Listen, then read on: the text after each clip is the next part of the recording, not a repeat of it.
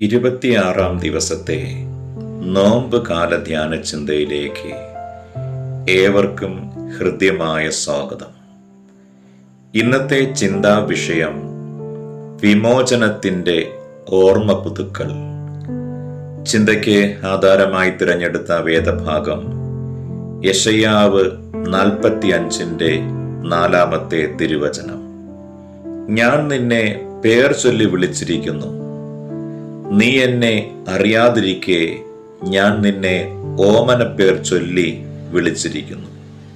നോമ്പ് വിമോചനത്തിൻ്റെ ഓർമ്മപ്പെടുത്തലാണ്. പാപത്തിൻ്റെ അടിമത്വത്തിൽ നിന്നും നമ്മെ ക്രിസ്തു വിമോചിപ്പിച്ചതിൻ്റെ ആഘോഷമാണത്.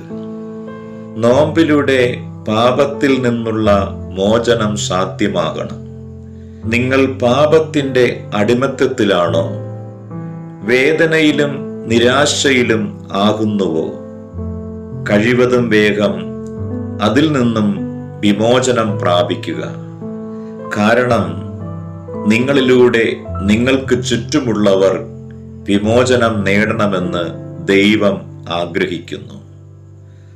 നോമ്പ് അനുഷ്ഠിക്കുമ്പോൾ ദൈവവിളിക്ക് കാതോർക്കുന്ന ഒരു മനസ്സ് നമ്മിൽ രൂപപ്പെടും.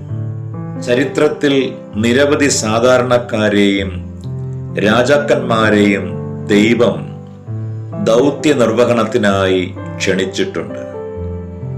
തിരഞ്ഞെടുപ്പ് ലഭിക്കുമ്പോൾ അതിൽ അഹങ്കരിച്ചു പോകരുത്.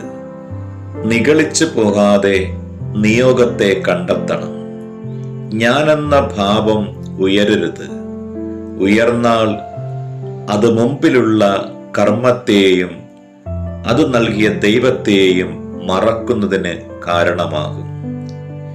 ഇസ്രായേൽ ജനത്തെ പ്രവാസത്തിൽ നിന്ന് മോചിപ്പിക്കുവാൻ ദൈവം തിരഞ്ഞെടുത്തത് കോരശിനെയാണ്. പാപത്തിൻ്റെ അടിമത്വത്തിൽ നിന്നും നമ്മെ വിമോചിപ്പിച്ചത് ക്രിസ്തുവാണ്. അനേകരുടെ ഔദാര്യമാണ് നമ്മുടെ ജീവിതമെങ്കിൽ എന്തുകൊണ്ട് മറ്റുള്ളവരോട് നമുക്ക് ഔദാര്യം കാണിച്ചുകൂടാ? ഉള്ളിൽ ഔദാര്യമുണ്ടാകണമെങ്കിൽ നമ്മുടെ ഉൾക്കാഴ്ചകൾ വിലയുള്ളതാകണം.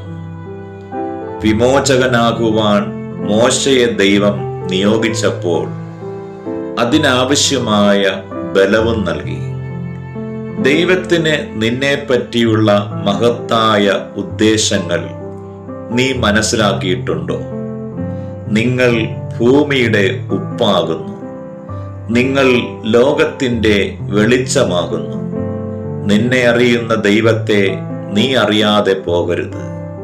നിന്നിലൂടെ ദൈവത്തെ അറിയേണ്ടവരെ നീ കാണാതെ പോകരുത്. വിമോചകനാകേണ്ട നീ ഇനിയും തളർന്നിരിക്കാൻ പാടില്ല. തളർച്ചയിലായിരിക്കുന്നവർക്ക് നീ താങ്ങാകേണ്ടവനാണ്. സ്നേഹിത, നോമ്പാകുന്ന അഗ്നിയിൽ നീ നിന്നെ തന്നെ സ്ഫുടം ചെയ്യുക. ദൈവത്തിന് നിന്നെ പറ്റിയുള്ള മഹത്തായ ഉദ്ദേശങ്ങൾ നീ മനസ്സിലാക്കിയിട്ടുണ്ടോ? സമർപ്പണ പ്രാർത്ഥനയ്ക്കായി നമുക്കൊരുങ്ങാം. ഇനിയുള്ള പ്രാർത്ഥനാ വാചകങ്ങൾ കേട്ടതിന് ശേഷം അല്പസമയം ധ്യാനിക്കുക. ദൈവമേ, പ്രത്യേകമായ ദൗത്യ നിർവഹണത്തിന് നീ എന്നെ തിരഞ്ഞെടുത്തിരിക്കുന്നു എന്ന് ഞാൻ അറിയുന്നു. എൻ്റെ നിയോഗത്തെ തിരിച്ചറിഞ്ഞ് അതിനെ പൂർത്തീകരിക്കുവാൻ ഞാൻ ആഗ്രഹിക്കുന്നു. ദൈവമേ, തകർച്ചയിലായിരിക്കുന്നവർക്ക് താങ്ങാകേണ്ട ആവശ്യം ഞാൻ മനസ്സിലാക്കുന്നു. നമുക്ക് പ്രാർത്ഥിക്കാം. വിമോചകനായ കർത്താവേ, അവിടുന്ന് ഞങ്ങളെ അഭിഷേകം ചെയ്തിരിക്കൊണ്ട് സ്തോത്രം.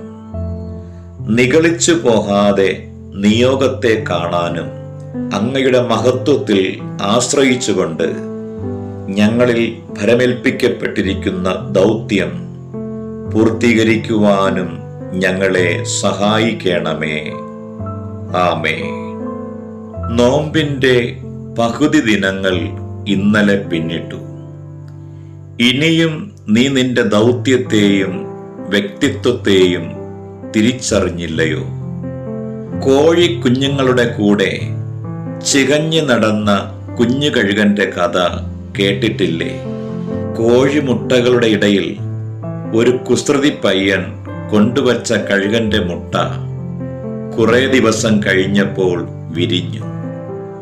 കോഴിക്കുഞ്ഞുങ്ങളോടൊപ്പം കഴുകന്റെ കുഞ്ഞും മണ്ണിൽ ചികഞ്ഞു നടന്നു. ഒരു ദിവസം നീലാകാശത്തിൽ പറന്നു നടന്ന കഴുകൻ സ്വന്തം രക്തത്തിലുള്ള കുഞ്ഞു കഴുകനെ കാണാനിടയായി.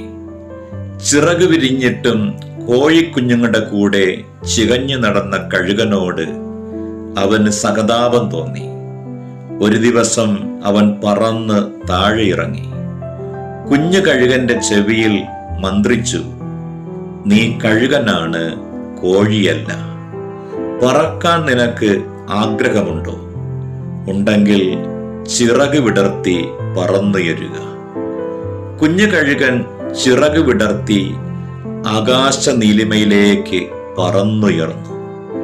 ഉള്ളിലെ കഴിവ് തിരിച്ചറിഞ്ഞ് അത് ദൈവത്തിനു വേണ്ടി വിനിയോഗിക്കുവാൻ നീ തയ്യാറാണോ? കുരിശിന്റെ വഴിയിലൂടെ യാത്ര തുടരുക.